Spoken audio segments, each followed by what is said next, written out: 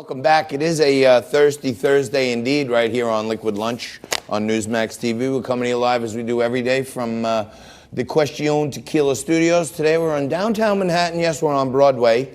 And when the lights are on Broadway, you got to bring in the big stars. And join us in just a couple of minutes is one of the biggest stars in the Republican Party, Republican strategist Bill Cortez joins us in just a few to talk about this impeachment mess.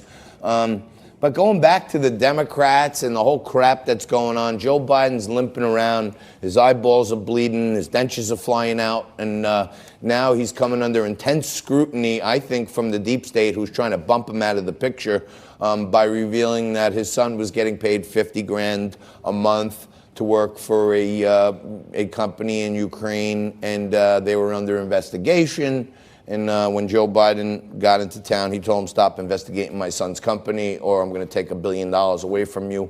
And Ukraine did just that. They fired the prosecutor, and Hunter continued to get paid, millions of dollars to ward off the evil forces of corruption and corruption investigation. So we'll get into all that. But right behind Joe Biden is Bernie Sanders, who seems to be in worse shape than just limping. And unfortunately for Bernie, he's 75 years old. Looks like the campaign trail is catching up with him already this time around. Take a look at what happened just yesterday. Ari, can you do me a favor? Where's Ari? Get me a chair up here for a moment. It's been a long day. Where'd the questioner go? Oh, right here. Okay.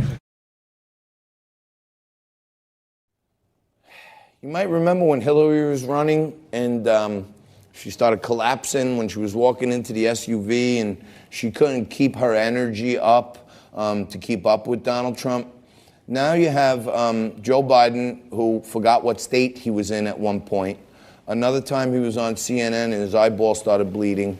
In the last debate, it was clear as day. His teeth almost came shooting out of his mouth. So he's having problems.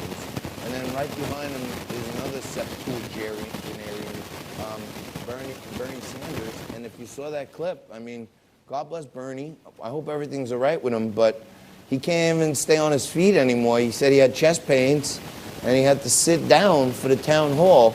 I've never run for president. I would think it would take a lot of energy, but I've done a lot of public speaking in my life, and for the most part, when you're having a town hall, you want to be on your feet, you want to be showing energy, you want to be portraying good body language, and to me, it looks like it's early in the race, and Bernie is already out of gas. So that's bad news, if you ask me, and I hope Bernie's okay. But maybe him and Joe Biden should retire to wherever the Golden Girls used to live, to Sunny Isles, Florida, or something, and let some younger people take over what's happening here. And back in the wings, there's still this buzz going around that maybe Hillary is thinking about another run. So it's not surprising that somebody in the deep state exposed this memo, which seems to expose Trump, but really what they were doing is putting the heat on Joe Biden to bring up some of his corruptive ways in the past, allegedly.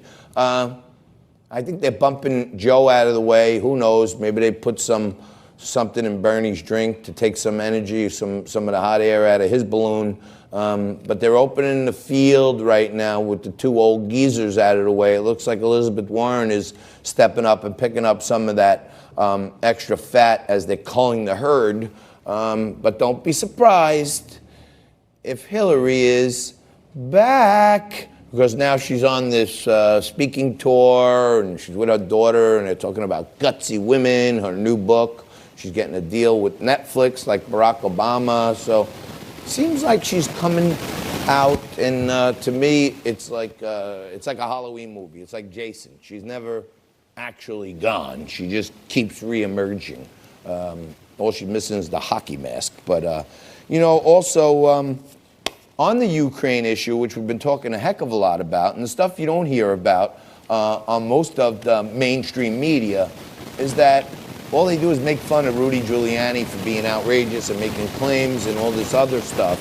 But Rudy Giuliani, this phony whistleblower, is giving hearsay evidence. He says, I'm not a direct witness. Okay, useless, pal. You're not a direct witness. Goodbye. I have what's called an affidavit here. This is not what the whistleblower did. This is under oath. It's signed under penalties of perjury by Victor Shokin.